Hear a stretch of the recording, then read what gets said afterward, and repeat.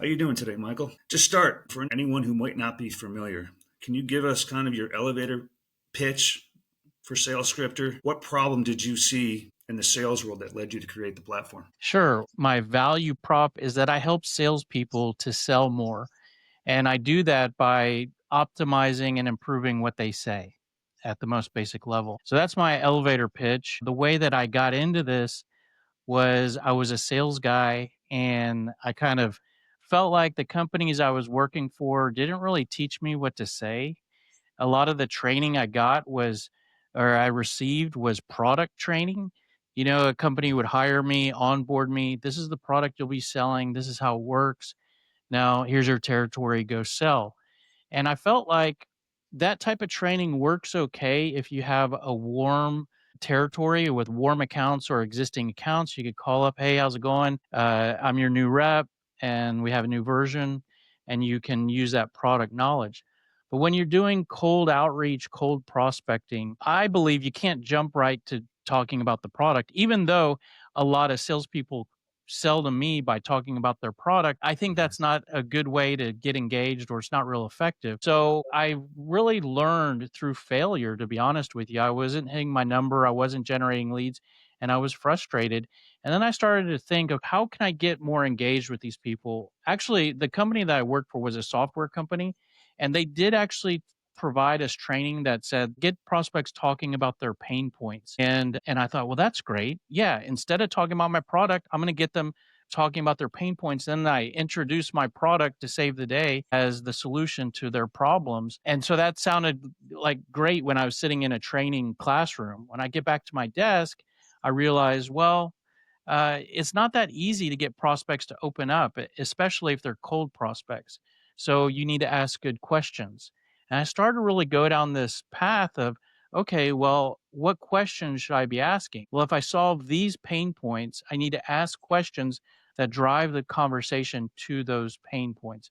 So I started really working on this, creating tools for myself that would show which questions I should ask for the different products I sold. And it helped me to become more successful. And I actually started sharing these tools with my other teammates. And, long story short, what I sell today is training and software in that area. But if I look back, that was the first starting place for what I sell today. And those were my first customers, which were my teammates. And they would ask me for, hey, you have an updated spreadsheet version? And I loved it. I mean, I didn't know at that moment that, oh, I'm going to turn this spreadsheet into a software application and training materials, but that was what got me to start thinking about this and really passionate about the salesperson's best sales tool, I believe, is what they say. It's not the CRM that they use or the email automation. It's what they're communicating. So it's an area that I'm really passionate about. Oh, that's awesome. That's a great story. Uh, you know, it's sales becomes much easier when that person you're speaking to is in a position where they're comfortable, right? It's like you're not hitting them Absolutely. right out of the gate with this is what I'm selling, right?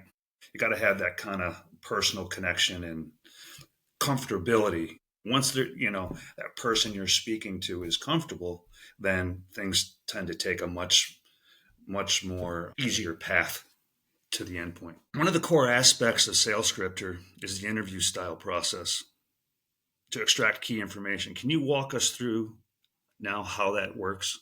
I figured out I need to understand for each of my product solves, I need to create questions. And if you can kind of see that relationship there between if you solve these problems, then you should ask these questions. And so I saw a pattern there. And I realized when I started working with clients, but the first business I started was a sales consulting business. And I was working with clients and helping them to create their messaging. And I would interview them for 1 to 2 hours and I would create their messaging and their sales scripts. And the interview that process that I created and I refined over a few years was I would ask questions and gather information, and that information would lead to us creating additional information. In other words, I work with my clients and we go through a 6 step process, and it starts with the product. Even though I tell my clients, we're going to minimize how much you talk about your product. We want you to talk about your product later as a secondary thought, and then introduce your product as a solution down the road. But my interview process starts with the product. And so, what product do you sell? And then that leads us to how does that help and what problems do you solve? And then the problems you solve leads us to what questions you should ask. And there's a few other steps, but you can see there's this progressive interview process that really each step kind of determines where we end up on the next step. So it is progressive, and one step builds on another. And what that allows us to do is it allows us to create really optimized, powerful messaging. And I created that before I developed the software platform that is called Sales Scripter today. And that's what led me to creating this, is that after a couple of years, I realized, you know what, this process is really effective, and it creates good scripts, it creates good messaging. And I was the leader of the interview, but I realized, you know what, I could create a web-based tool that aligns with all these steps, and I can remove myself, and basically in an application I can put the questions that I'm currently asking. And if that works, then someone else could go through this application without me being there, because I was a expensive consultant for my clients. So I could remove me, and then someone could go through it on their own. And there's a lot of salespeople and business owners in the world. So I was thinking, I could help a lot of people and put this out on the internet and turn it into a service web-based application. And that's how I created Sales Scripter. But it's all based on this interview process of really organizing and extracting the key knowledge that most salespeople and business owners already have in their head. Most people who are out there selling, they know the benefits they deliver. They know the problems they typically fix. They know some good questions they should ask. What my process does is it helps them to organize those thoughts. And usually we end up helping them to think of new stuff that they've never thought of or they're not currently saying. And we help them to basically organize all of that into what I refer to as a sales message. And then you can then use that sales message to be the foundation of all your different communications when you're out there selling, whether you're sending emails, direct messages on LinkedIn. Everything can be driven from that message. So I assume that you use AI technology to help for script creation, depending on what, for your specific customer. How do you balance between AI generation and a human touch to it, like the human input? Sure. Well, so I started I created this scripting application. We launched in 2013. So we had an application that was available well before a lot of the AI tools that are Mainstream, yeah. commonly used now. So before that, before AI, a user would have to go through our software and answer questions. And questions like, what are some pain points you help to solve? And a user would have to enter those pain points. Some users would hire me as a consultant to help them to compose their answers. But those were the two options. Then, as soon as AI became available, we integrated as soon as possible with AI, so that now our tool, you can use AI to populate all of your answers. All you have to do is insert the product you sell. So if you're a CPA and you sell bookkeeping services to small business owners, then Mhm. that's all you have to enter into our software. I'm a CPA communicating, selling to small business owners.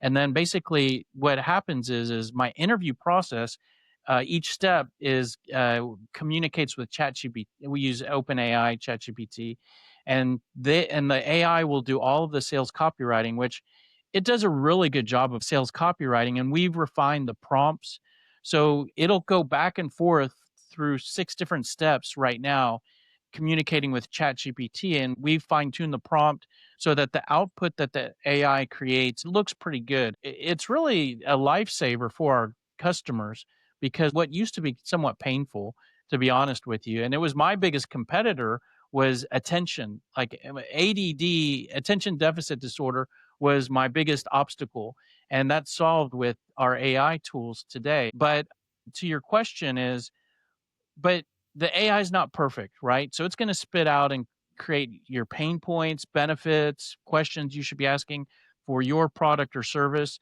and tailored to the industry you're selling into. But it's not perfect. And so what you would wanna do, or my recommendation to all of my customers, is you wanna go and review what the AI creates if you do use our AI tool.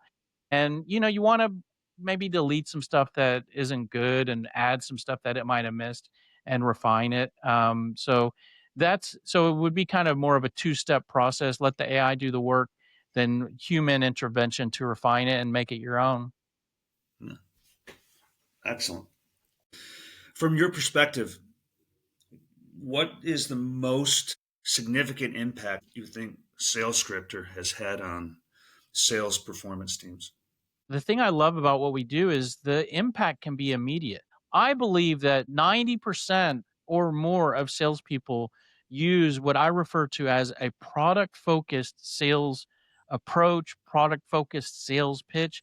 And that basically looks something like this. Hey, I'm with company X. We sell product Y. I'm calling to see if you need what I sell. I'd love to schedule a meeting with you to talk about your needs and introduce you to my company and what I sell. I get emails every day that follow that outline. As horrible as that sounds right now, and you might think salespeople aren't that bad. I Salespeople call me every day. I have cold call recordings on my YouTube channel. Most salespeople use that outline, that structure, which is basically talking about their product. And we can make an immediate improvement by getting someone away from that. And we replace the product focus with making it a prospect focus. So instead of talking about this is what I sell, we're going to make it more about the person we're trying to sell to. What are you using today? How concerned are you about this? So it's all around questions and pain points. And then we introduce the product later. So we can shift someone from the first approach to the second approach immediately, and that will have an immediate impact. I mean, and I'm not saying they're going to close deals their first day, but we can very quickly get someone communicating better. And one thing that does immediately is it decreases turning people off. You probably can relate. You get a lot of emails every day from people trying to sell something, and you instantly delete emails. You get a cold call, you shut them down with objections. Well, that all decreases immediately when you look less like an annoying salesperson. So we can make a very quick impact on someone's results. And the other thing that that does is it makes selling less difficult and more fun and easy, should I say, because when you're pushing a product, that's where you feel like, oh man, I'm going to call this person and I'm going to bother them because I'm going to try to sell my product. And then you call them and you do bother them and they give you an objection. And it's just this every interaction has a lot of friction. And that makes the salesperson have anxiety and not as much success as they should have. When we shift their approach, that kind of goes away or it decreases because they start to view themselves as less of bothering the person they're trying to sell to and more of they're checking in to see if that person is in the group of people that need what they sell because they can start to see themselves as helping instead of bothering. We can immediately improve how someone is selling. We can immediately make selling feel less difficult, stressful for the salesperson. And then not shortly thereafter are real results in terms of leads generated, having more appointments, more conversations, and that all leads to more deals.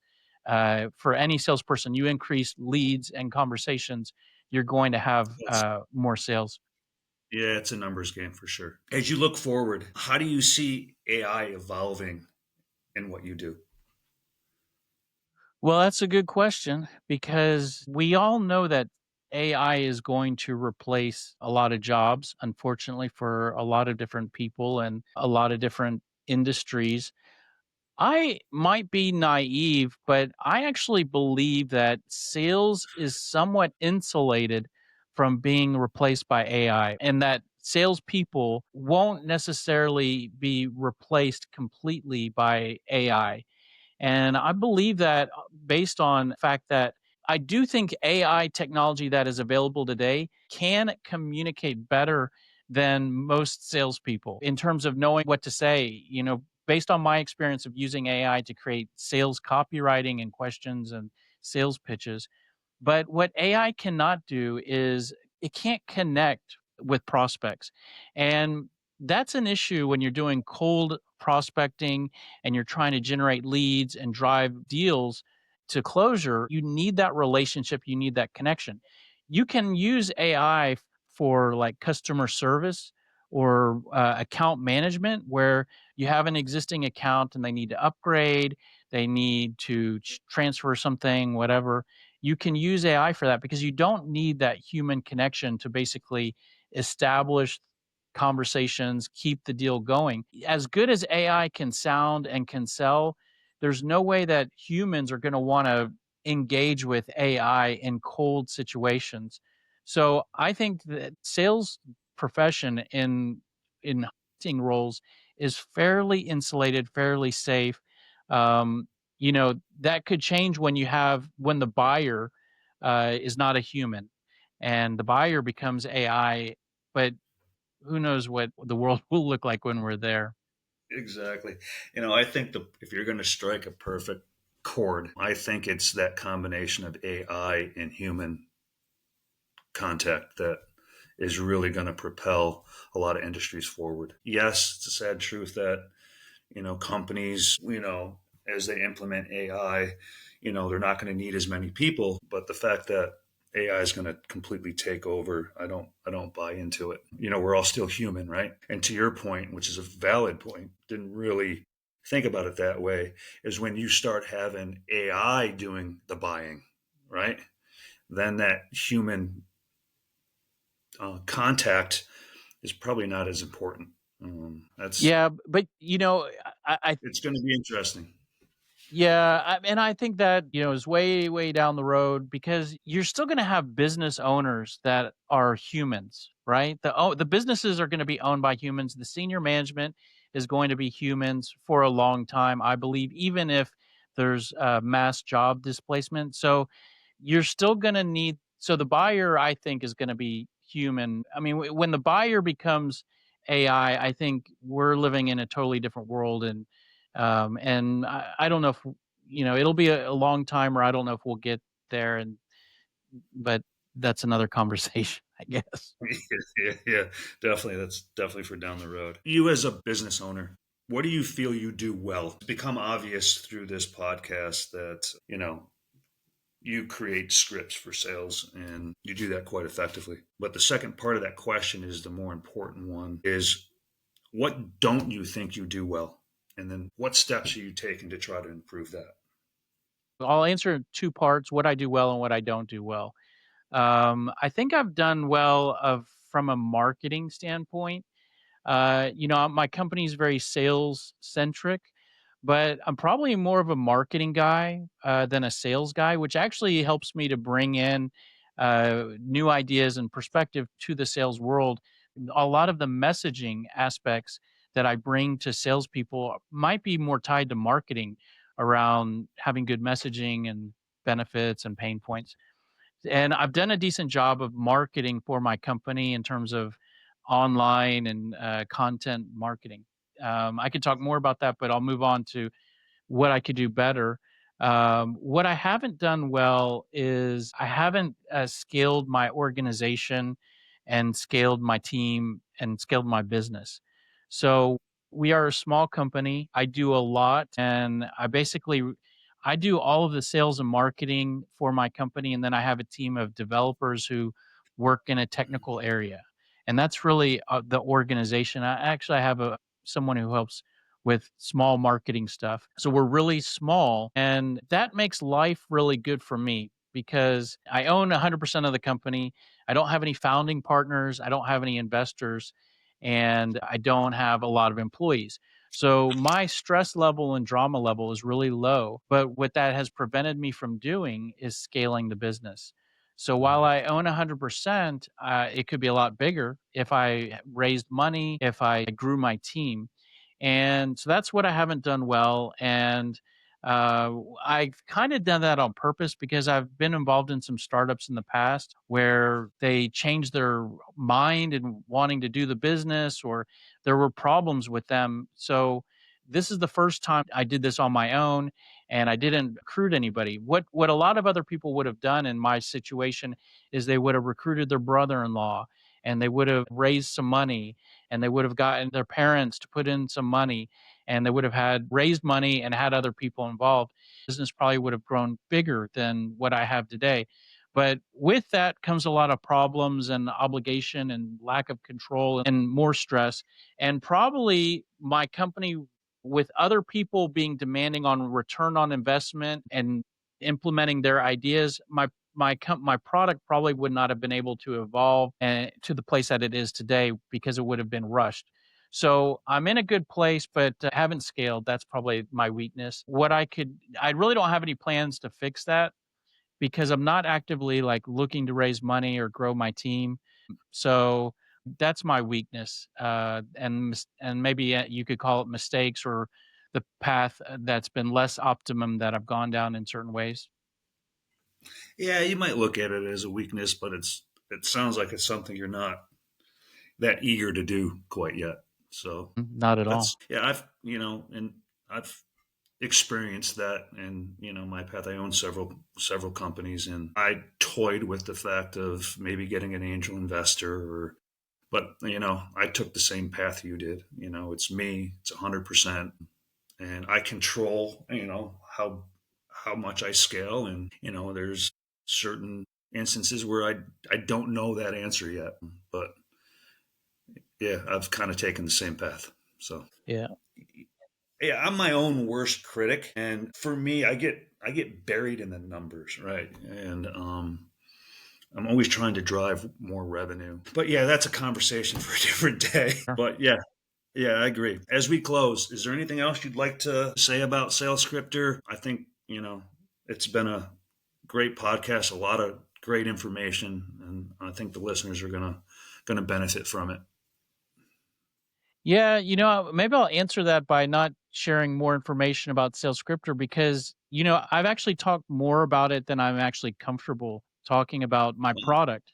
I feel like I've talked too much, and so I'll say that and wrap it as a tip because when I work with my clients, I want them to don't talk so much about you. Make it more about the person you're talking to. Ask them questions. Get them talking as much as you can about them, and then talk about you later. So that would be my tip. If I leave anybody with one tip, then it's make selling more about the person you're selling to and less about the product you're trying to sell. And if you do that, you'll build better relationships, you'll learn more about the people you're trying to sell to, and that will lead to more opportunities for you to talk about your product later. Eh, excellent, great point. Well, thank you, Michael. It's been a pleasure, and I wish you the best of luck. Thanks a lot. Great to be here and talk to you soon.